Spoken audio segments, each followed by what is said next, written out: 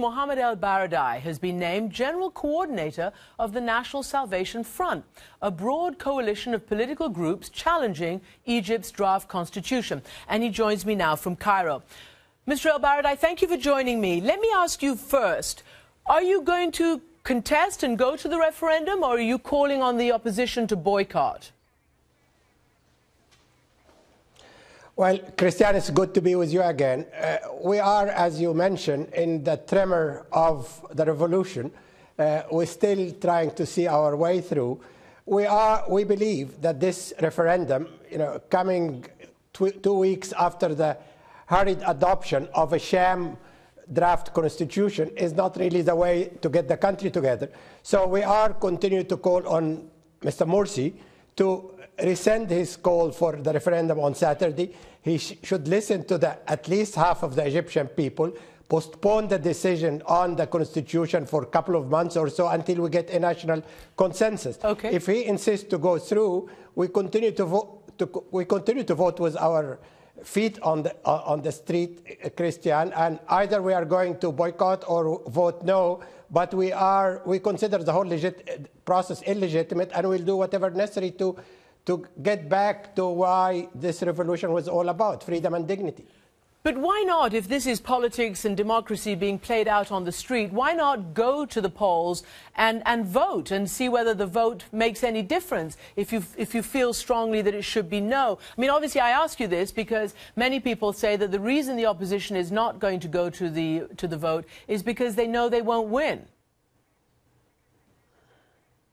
No, I don't think that's true, Christian. I think we might go to the vote. I mean, this is, again, we have a major demonstration tomorrow. We continue to hoping that Mr. Morsi would rescind his decision, would really come to his senses and listening to the people.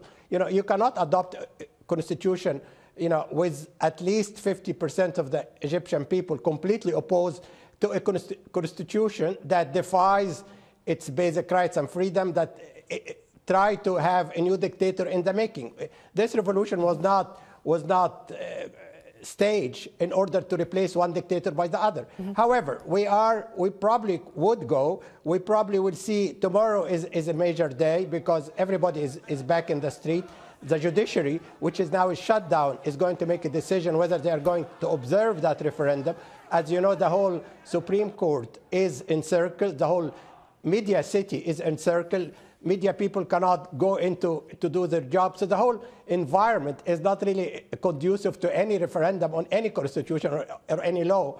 It's really a messy situation, Christian. Yeah. It's chaotic. But we hope we will continue to find a way to dialogue because we do not want to have to go to a head-on clash as the way it looks right now. Well, that's what I was going to ask you, because you keep talking about, the process being in the streets and we're going to call more people out into the streets. To me, that sounds like, a recipe for a head-on clash. And I want to read you something in this regard. Quote, "I call on Morsi to appear on television to address the nation, to announce that he's open to national dialogue." Who said that? Dr. al-Baradei, you said that, and you said it on Wednesday. And the very next day, that's exactly what President Morsi did, went on national television and called for a national dialogue about the Constitution. But you refused to go. You didn't take that outstretched hand. Why not? Well, Christian, it was not really a serious call for a national dialogue. It was. But he did what you said, sir. You went out and you said it, and he did it. And nobody turned up. And we are ready for a national dialogue. And we continue to call for national dialogue, but we continue to call for a national dialogue on a level playing field. Postpone the referendum, rescind all your draconian measures, which he did, and by the way, some of it is still remaining. And I'll be talking to him tomorrow, me and my colleagues. It is not.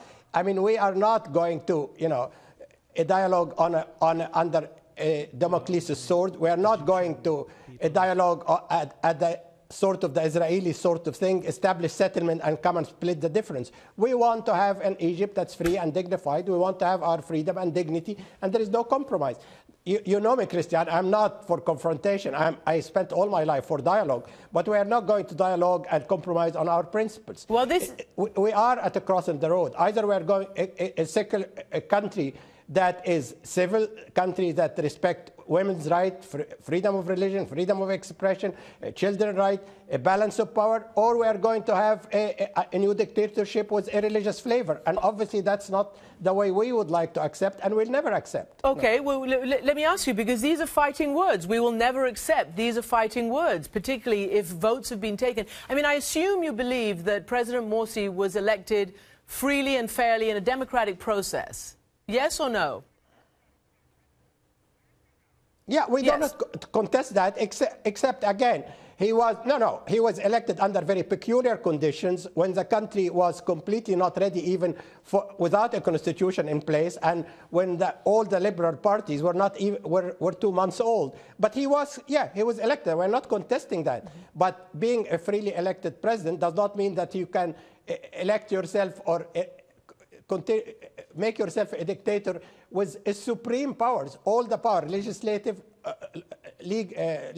executive, and neuter the judiciary. Sure, he is elected, but he is elected in a democratic process, and all we are asking him is to continue the democratic process. It is not one election, one time, you know. Okay. Yeah, I mean, let's get back to the Constitution, because it seems to be the Constitution is what's worrying you the most, you in the opposition. So the Constitution and the draft has been out there.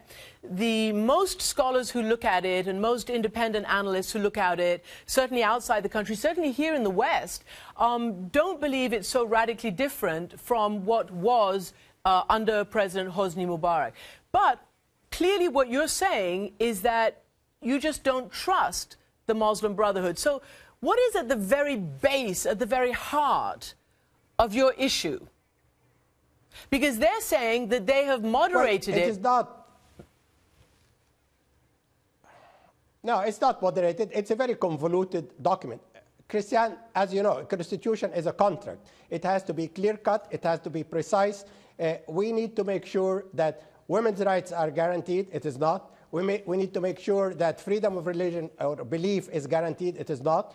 We need to make sure that freedom of expression is guaranteed. It is not. And the way it is done, you give a supreme power or a veto power for the religious institution to have the final say in the legislative process. Well, that is not really the making of a democratic, free, civil state. So it is, on the face of it, it looks fine. But if you really look at it, as many lawyers here, 99% of the lawyer, Christian, here, the legal community, is completely opposed to that. It is not, it violates basic human rights values, universal values. So it is not that we are fighting for the sake of fighting. It's not that we are sore losers. We recognize Mr. Morsi to be the legitimate president of Egypt, while we will never accept, meaning also that we're going to fight through the peaceful means to have a constitution that we can, all of us, live under it and move Egypt into a moderate state, talk about science and technology, talk about a decent standard of living, and not talking about, you know, people going to the streets or, you know, saying that the media is blasphemous. You know, that's not the kind of Egypt we would like to see. It's a question between whether we're going forward, catching up with the 21st century, or going back to the dark ages, if I want me to simplify it, Christian. Mm-hmm. I hear what you're saying, but how do you... I guess what I want to know is how you feel this is going to be resolved, because the vast majority of the votes and the political sort of system is now Islamist. And it's not just the Muslim Brotherhood, it's even more conservative, and it's the Salafists as well. So how do you get to a different document? Well, Christian, I think, you know, if you really look now, and a rough estimate, we don't really have very scientific polls here, I think people who are non-Salafis, non-Brotherhood, are at least 70% of the country. And these are the people who are revolting again today, who are very angry, or is very, very apprehensive. And however, we are not, and if needs be, we probably will go to the polls and make sure that this document will not pass. But even if it did pass, because of all the conditions for a fair and free election are not there, we will continue to fight. And that's what I mean. We'll continue to fight through legal process, through peaceful means. And that's why instead of going through this lengthy process, which takes us back the economy is falling apart, Christian. We are going to default in 6 months. I call on Mr. Morsi again to, listen to the people, get into a dialogue. If he decides today to postpone this referendum for 2 months and to sit down together and look for a consensus constitution, we will be able to do that. It's the only way. Okay. You remember, this is my thinking in all the different issues. Dialogue is the only way. Yes, sir. I want to just clarify one thing because we're running out of time now. Did you say you will meet with the president tomorrow?